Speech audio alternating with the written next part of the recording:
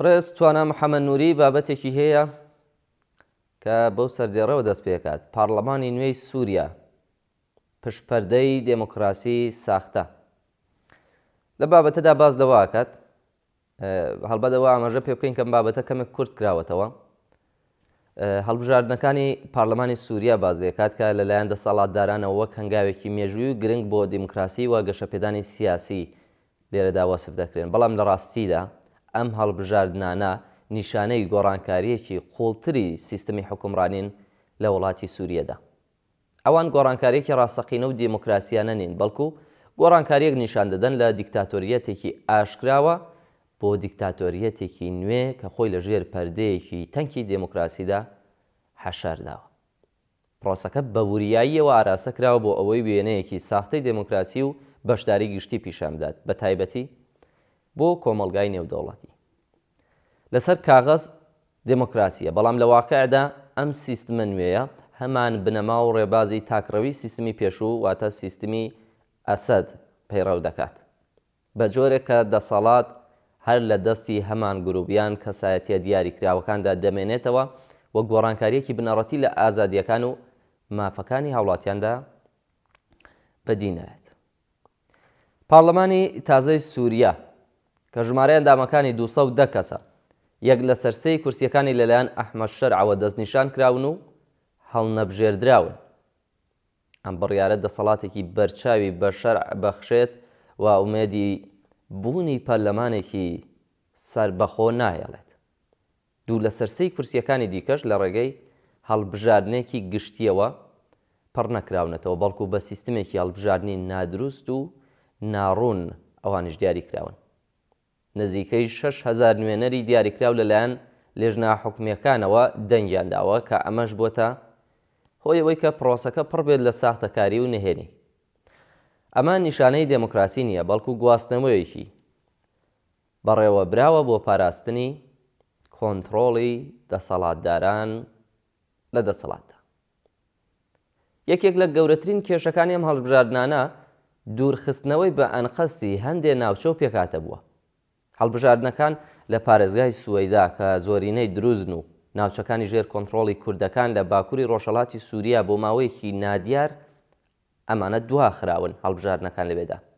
بیانووی فەرمیش نیگەرانی ئەمنی و لۆجستیە. ناتوانێت ئەوە ڕاستیەکە بشارێتەوە. ڕژیم ئامادە نییە لەگەڵ ئەو گروپانەدا بەشداری بکات کە ناتوانێت کۆنتڕۆڵیان بکات.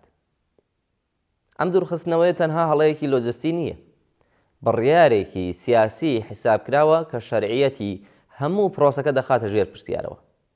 بە پراوێزخستنی هەندێک ناوچە و پێکاتەکان ڕژیم پەیامێکی ڕوون دەنێرێت. تەنها ئەوانەی لەگەڵ دیدگای خۆیدا بۆ سووریا گونجاون دەنگیان لە داهاتووی ئەو وڵاتەدا دەبێت. ئەم کردارە کە بە ئاشکرا بنەما دێموکراسیەکانی پشتگوێ خستووە، ڕنگدانەوەی هەوڵێکی قوڵترە بۆ چەسپاندنی دەسەڵات و کبکردنی هەر دەنگێکی جیاواز لە وڵاتەدا. لە کاتێکدا کە ڕژیم بانگەشەی هەڵبژاردنی دادپەروەرانە دەکات، کردەوەکانی پێچەوانێن بانگەشە.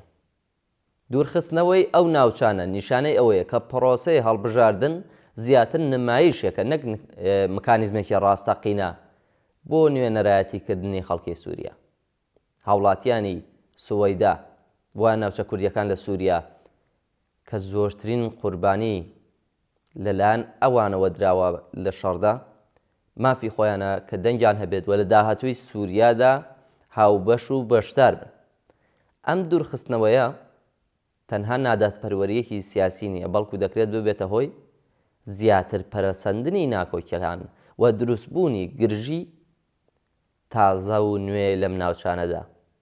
شێوازی ئەم هەڵبژاردنانە لە بنەڕەتدا خەڵکی ستەمدیدەی سووریا پراوێز دەخات. سیستمی هەڵبژاردن بە توێچوە بەرزەکان و ڕێکارە ئاڵۆزەکانی بربەستێکی گەورە بۆ بەشدارکردنی خەڵک دروست دەکات.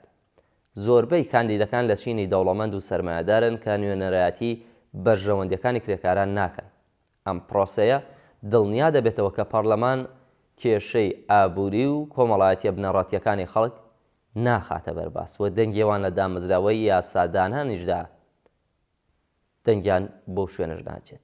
بۆیە هەڵبژاردن تەنها نمایشێکی سیاسی نییە، بەڵکو میکانیزمێکیشە بۆ بەردەوامیدان بە چەوسانەوەی ئابووری خەڵکی زەحمەتکێشی سووریا.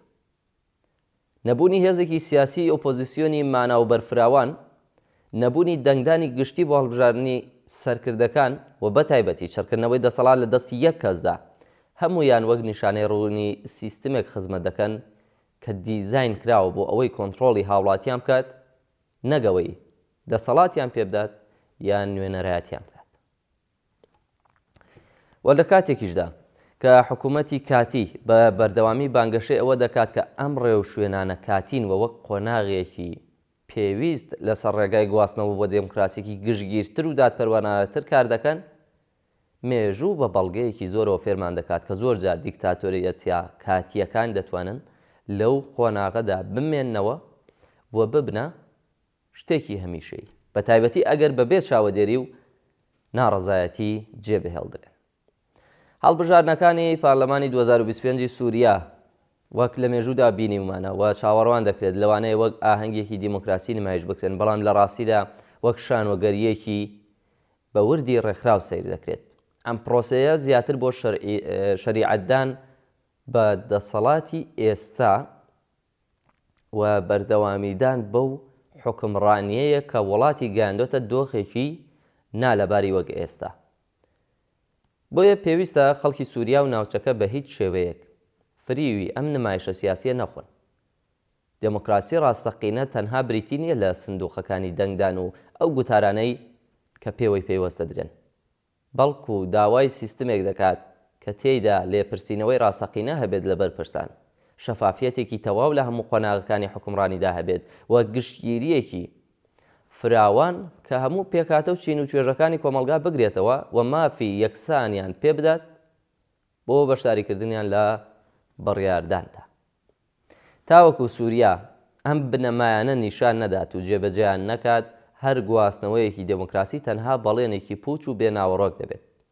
ئەنجامەکانی ئەم هەڵبژاردنانە بەبێ گۆڕانکاری ڕشەی لە سیستمی سیاسی و کۆمەڵایەتیدا تەنها قوڵکردنەوەی برینەکانی ئێستای ئەو وڵاتە دەبێت و ناتوانێت چارەسەرێکی درێژخایەن بۆ قەیرانەکانی دابین بکات. بەڵێ بینەرانی خۆشەویست، بەم شێوە گەیشتینە کۆتایی بەرنامەی لێکدانەوە هەڵوێستی ئەمڕۆکەمان، بۆ هیوای کە ناوڕۆکی بەرنامەکە جێی سەرنجیەوەی عزیز بوو بێت و توانن کەڵکی پێویستی لێوەربگرن. تا لێکدانەوە هەڵوێستێکی تر بە ژیانێکی پڕ لە کامەرانیتان دەست بێت.